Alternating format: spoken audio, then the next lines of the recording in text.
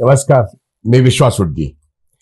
महाराष्ट्र सरकारवरचं कर्ज आता गेल्या वर्षी 82,043 कोटी हे त्यांनी घेतलं आणि ह्या वर्षी जेव्हा बजेट सादर केलं तेव्हा महाराष्ट्र सरकारचं बजेट हे 7.11 लाख कोटीचं कर्ज आहे.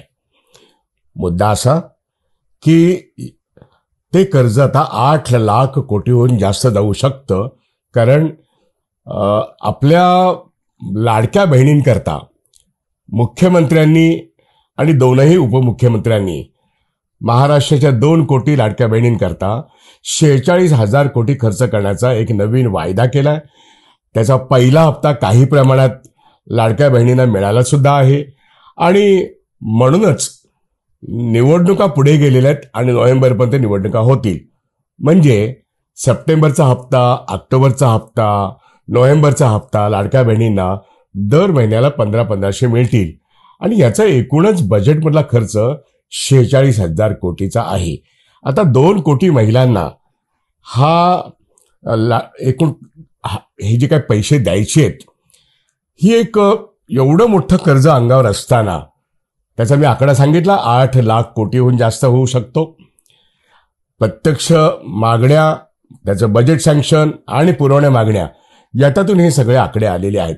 आणि आत्ता एसटी कामगारांकरता जी पगारवाढ झाली आहे ती जी काही 5,000 आहे, 6,000 आहे, अर्थात पगारवाढ चांगली आहे, कारण का अनेक दिवस नव्हे अनेक वर्ष आणि महिने त्यांना पगारवाढ नव्हती. त्यामुळे एसटी कर्मचाऱ्यांची पगारवाढ देणं आणि एसटी प्रत्येक गाव तिथे एसटी धावली पाहिजे ही महाराष्ट्राच्या 14 कोटी जनतेची गरज आहे. त्यामुळे राज्य शासनाने स्टेट ट्रान्सपोर्ट म्हणजे राज्य परिवहन सेवा चांगली चालवावी, त्याच्या कामगारांना चांगले पगार द्यावेत आणि ते पगार त्याचा बोजा हा महाराष्ट्राच्या बजेटवर येणं याच्याबद्दल कोणी लढण्याची गरज नाही. बहिणींना दर महिना 1,500 मिळतात याबद्दलही कोणाची तक्रार असण्याची गरज नाहीये. पण मुद्दा असा की पगारवाढ जशी कामगारांना मिळते आणि बहिणींना जसे 1,500 मिळतात, तर ह्याच्यामध्ये एसटी चालवण्याकरता, बीएसटी चालवण्याकरता किंवा लोकांकरता योजना देण्याकरता जे पैसे सँक्शन होतात बजेटमधून, त्याच्यामधून अर्थव्यवस्थेला गती यावी अशा तऱ्हेचा व्यवहार होणं अपेक्षित आहे.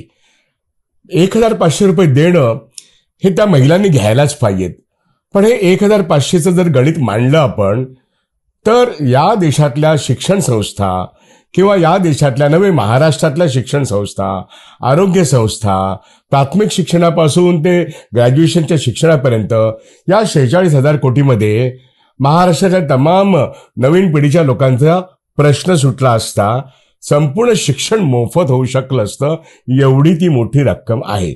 त्यामुळे बजेट सँक्शन करून अशा योजनांमधून अनुत्पादक खर्च करायचं का शिक्षण आणि आरोग्यावरती खर्च करायचा, हा एक प्रश्न सत्ताधाऱ्यांनी विचारात घेण्याचा आहे. म्हणून हा व्हिडिओ त्याकरता केलाय. एसटी कर्मचाऱ्यांची पगारवाढ झाली म्हणून आरडाओरडा करण्याची काही गरज नाहीये. यापूर्वी त्यांची पगारवाढ न होणं याला त्यांचे काही नेते, सदानवर्ती सारखे जे लोक आहेत हे जबाबदार आहेत. किंबहुना त्यांना न थांबवता येणारे अन्य कामगार नेते पण जबाबदार आहेत असं म्हणा हरकत नाहीत. पण अंतिमतः त्यांनी कामगारांच्या पगाराकरता आणि अन्य मागण्यांकरता हा उठाव केला आणि त्यांच्या मागण्या साध्य दिल्या. कारण निवडणुकीचा हंगाम आहे आणि म्हणूनच पेन्शन असो, पगारवाढ असो किंवा लाडकी बहीण असो, ह्या सगळ्यांचे प्रश्न आता सुटताना दिसत आहेत.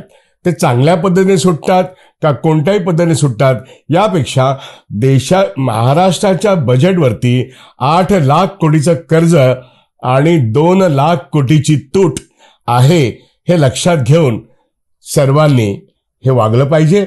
महाराष्ट्र सर्वांसाठी आहे, फक्त निवडणुकीपुरता काही मतांसाठी, काही लोकांच्या योजनांकरता नाही, याचं भान ठेवणं आवश्यक आहे.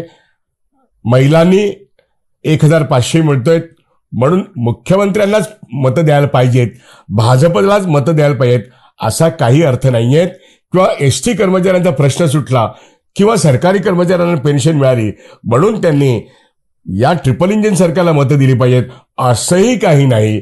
मूळ विचार असा असला पाहिजे की महाराष्ट्राचा रोजगार वाढला पाहिजे, महागाई कमी झाली पाहिजे, लोकांच्या हातात पैसा खेळला पाहिजे, पण उत्पादक कामासाठी खर्च व्हायला पाहिजे. त्याच्याऐवजी काही योजनावरती खर्च होतो तेव्हा महाराष्ट्र उधळपट्टीच्या दिशेने जात आहे ही त्याची टीका होऊ शकते.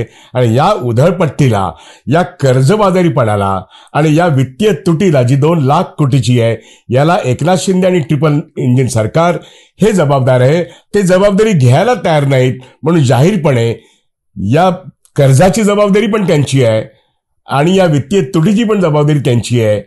त्यांनी एसटी, बीएसटी, एमएससीबी नीटपणे हाताळावीत, सरकारी कर्मचाऱ्यांचे पगार पण नीटपणे हाताळावेत, पण उत्पन्नाची साधनं ही जास्त शोधावीत असा मात्र सल्ला या सर्व राज्यकर्त्यांना देण्याची गरज आहे. कारण का महाराष्ट्र सरकार अधिक कर्ज घेऊ शकणार नाही, अंगावरती डोक्यावरती घेऊ शकणार नाहीत.